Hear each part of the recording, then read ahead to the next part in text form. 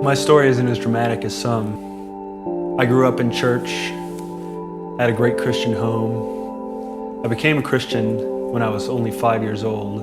I learned all the Bible stories, David and Goliath, Jonah and the whale, Jael and the tent peg.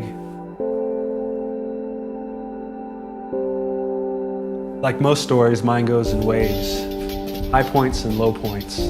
Times where I was walking with God and times where I wasn't. I made mistakes, more mistakes, and the same mistakes over and over again. But I can't remember a time where my mistakes weren't covered by Christ's sacrifice.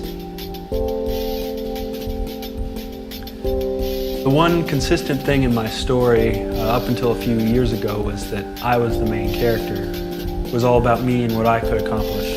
I wanted to graduate college, get married, get a job, have kids, build a career. And right in the middle of that, I had a moment where people were disappointing me. I was disappointed in myself. Things weren't working out how I had hoped. And it was at this moment where I realized something. I realized it wasn't really my story at all, that I wasn't the main character in my story.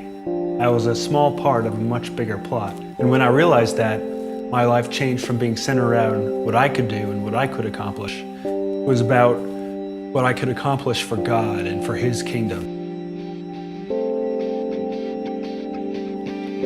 Now, my life isn't perfect. I still make mistakes, more mistakes and the same mistakes all over again. And I'm still covered by Christ's sacrifice. But now I have a better perspective. I realized that my story is only a small part of a much bigger story.